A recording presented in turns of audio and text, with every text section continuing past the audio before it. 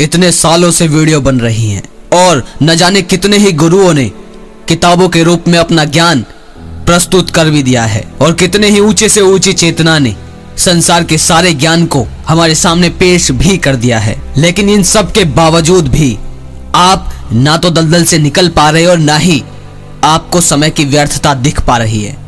अभी भी लगातार निरंतर पुराने भाई ही कमेंट में दिए जा रहे हैं कि पवन भाई मुझसे ये हो जाता है, वो हो जाता है, जीवन बर्बाद हो गया, ये हो गया।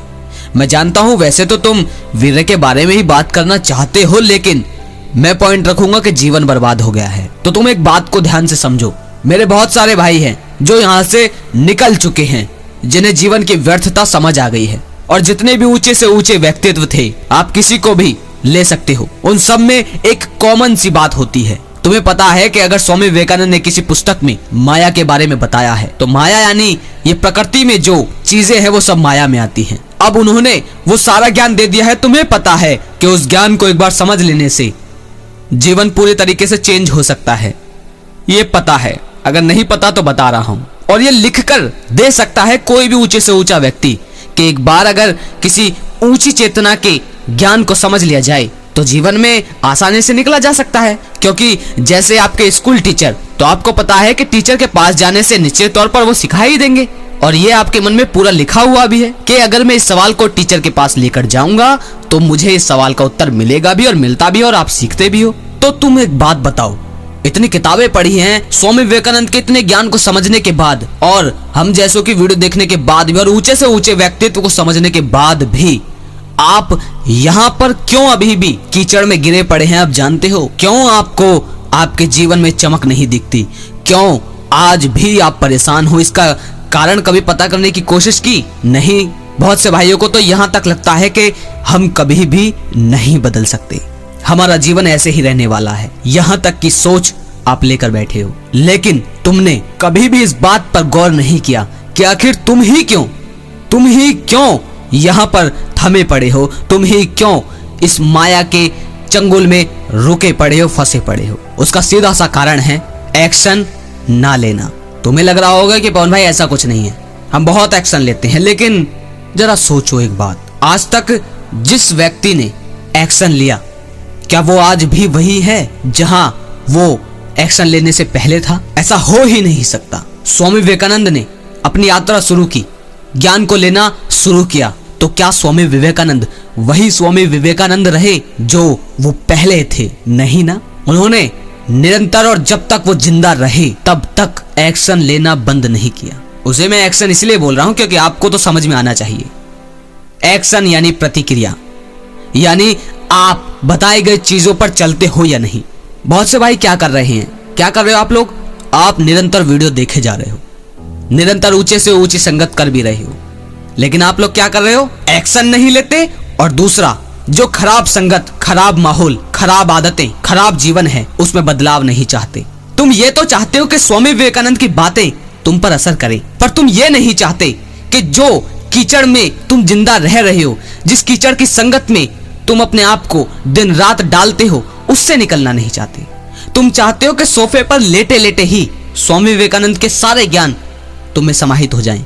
और तुम्हें पता है संभव नहीं, लेकिन फिर भी ये इच्छा निरंतर तुम्हारे अंदर चलती रहती है। वरना मेरे उन भाइयों से पूछो जो अब जीवन में बहुत आगे हैं।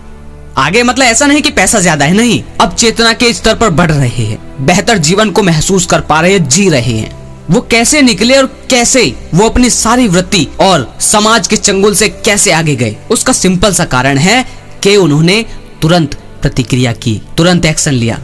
आलस था उनके अंदर, उनका भी मन नहीं था कि वो अपने इस व्यवहार को बदले, अपनी संगत को बदले, और जो घर में माहौल है, जिस माहौल में हम रहते हैं, उस माहौल को बदले। लेकिन उन्होंने बदला और उनमें भी बदलाव आया। ये कभी नहीं हो सकता कि आप स्वामी विवेकानंद को पढ़ते भी रहें और साथ के साथ अय्यास लोगों की संगति भी करते रहें तो आप में स्वामी विवेकानंद बन जाएगा। नहीं, अय्यास लोगों के पास प्रकृति की बेहोशी है और बेहोशी तुम पर असर बहुत जल्द करेगी। तुम कहो कि मैं शराब पी लूं और मुझे नशा भी ना हो, ऐसा हो नहीं सकता। शराब पी तो होश आ ही नहीं सकता, यह असंभव है। इस बात को ध्यान रखो। कोई चीज पकड़ने से ज्यादा महत्वपूर्ण तुम्हारे लिए ये होना चाहिए कि क्या क्या चीजें हमें छोड़नी हैं, पर तुम इस बात पर ध्यान नहीं देती। तुम्हें ये तो पता है कि हमें संगत बेहतर करनी चाहिए, पर तुम इस चीज पर काम नहीं कर रहे कि हमें किन किन की संगत और कैसे माहौल को छोड़ना है। तुम संगत तो अच्छी कर रहे होगे, लेकिन साथ के साथ वो माहौल भी तुम्हारे आसपास बना होगा जिससे तुम और ज्यादा नीचे धंसते चले जाओ।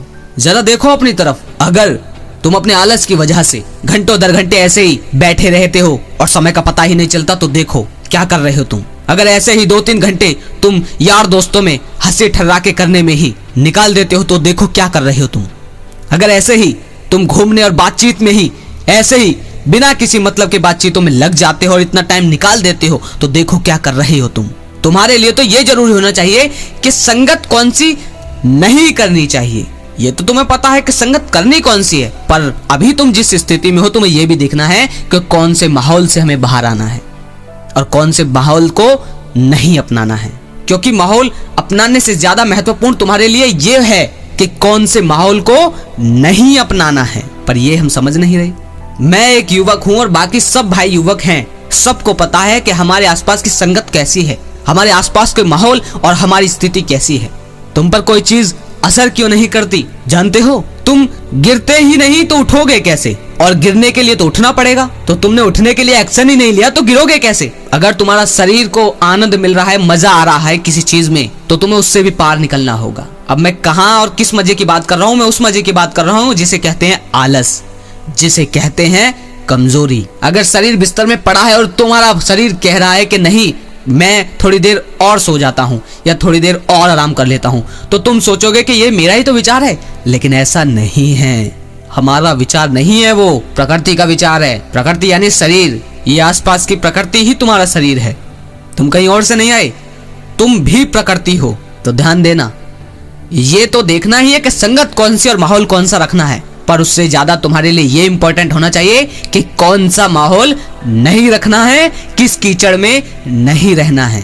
अगर अभी से तुमने अपनी संगत, स्थिति, आदत और वो सब माहौल बदल डाला, उससे बाहर आने की कोशिश की, तो समझो तुम उससे भी निकल जाओगे जिस वृत्ति से तुम परेशान हो। सिर्फ यहाँ सेक्स या वासना या तुम्हें की बात नहीं हो रही, बात है जीवन को बदलने की, वृत्तियों से आगे जाने की। और अगर तुम्हें इस बात पर यकीन नहीं आता तो मेरी कमेंट में पढ़ लेना, मेरे बहुत सारे भाई निकल चुके हैं और बेहतर जीवन को और बेहतर ऊंचाई को देख पा रहे हैं।